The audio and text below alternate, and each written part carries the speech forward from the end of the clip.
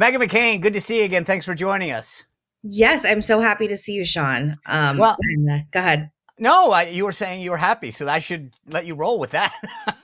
Well, I was just telling you offline, I feel like since the election, I've just had so many people reach out to me personally, and then I'm also seeing on different cable news shows that I don't watch, but there are clips going out everywhere of all of a sudden everybody joining my side of the culture war, saying that defund the police is insane and biological men should not be competing against women, and maybe we've gone too far with trans surgeries. And I'm like, the water's fine. You're just about 4 years too late.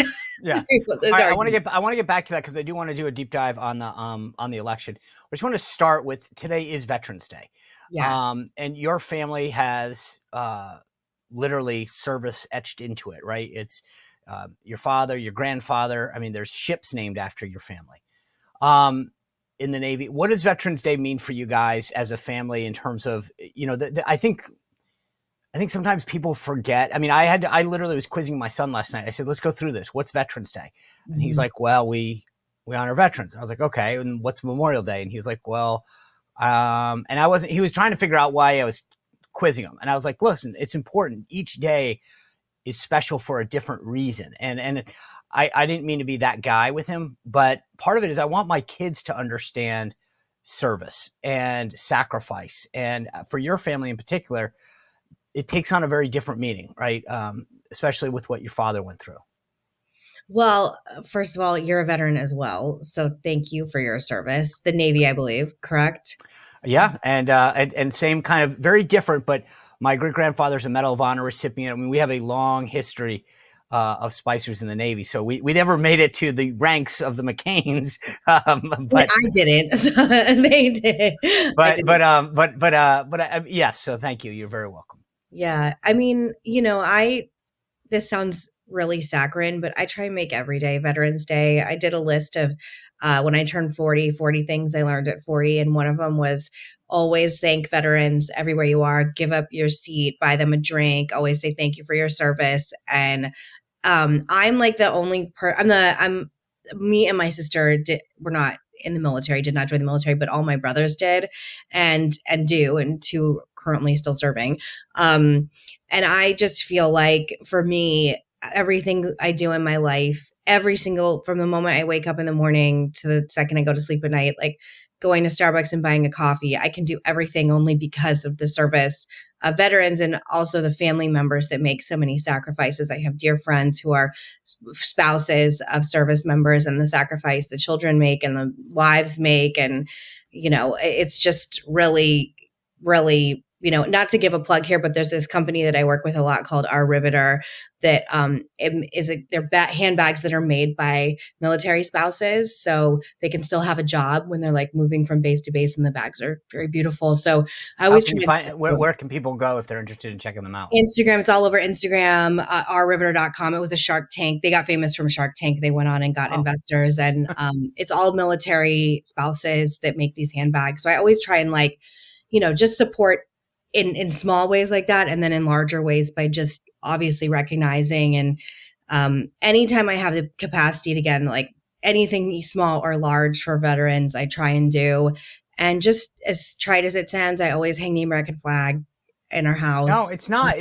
That's the thing, Megan. It's not trite. Like I think that like setting an example of saying the things that you did to veterans, of flying the flag. It's we can't let the next generation not like I think, and this as a parent, that like the kids look at us and say, oh, I saw mom and dad do it, therefore it's okay. Words that we use, activities. So if they see us honoring people for their service, and believing in the awesomeness of this country by flying the flag patriotically and proudly, that makes a difference. Because too many of these kids today, like I said, I don't mean to be that dad, but I want them to understand the difference of the days, why we honor different people, why we honor the service of those still serving on certain days, and the sacrifice that so many made on others.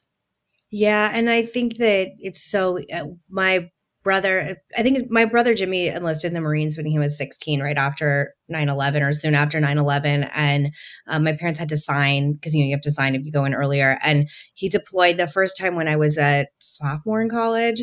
And I just remember the great juxtaposition being around, like, even then I went to Columbia, like Ivy League brats, and then going to Camp Pendleton and seeing my brother and all of his platoon mates and the other, men and women that were about to deploy to go to Iraq, and feeling like the people my same age are going to go and possibly die for my freedom. And I'm at this school where, like, people are bitching about, like, dumb things. And, Columbia is a pretty, at least when I was there, it's a lot of like rich kids with a lot of entitlement issues, and it doesn't seem to change. So I just always try and be so, that was the thing, even more so than my family, which obviously that is always embedded in me, but I'll never forget that experience more than anything. The first time watching my brother deploy, because I was like, he is giving up so much so I can, whatever, go talk about philosophy in a classroom. And it's so important to me. I mean, my dad's buried at the Naval Academy, and it's this sounds very strange, Sean, so don't take this, people might take this the wrong way, but it's actually kind of a beautiful experience for me to go visit his grave, because it's at a military academy. And I've been bringing my daughters since they were babies whenever I go.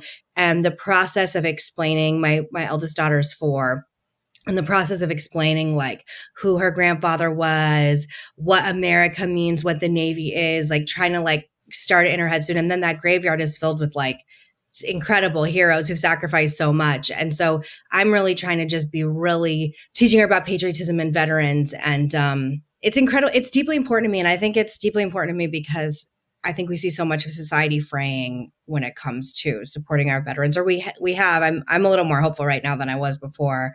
But there's nothing I can even say in words to explain how grateful I am to people who make this sacrifice. It's a deeply selfless thing to do. And it's literally what the foundation of what makes America so special. Well, I served on the board of the Academy under Donald Trump. If I get appointed again, or I have an opportunity to get back up to the Academy, I definitely want to check it out. That's a beautiful cemetery that they have there. And they've done a great job of keeping it maintained and updating it so that it's so close to the water that there's been some challenges in the past, but now I have another reason to go check it out. Well, if you enjoyed this content, make sure to like this video, subscribe, and click the notification bell to get more.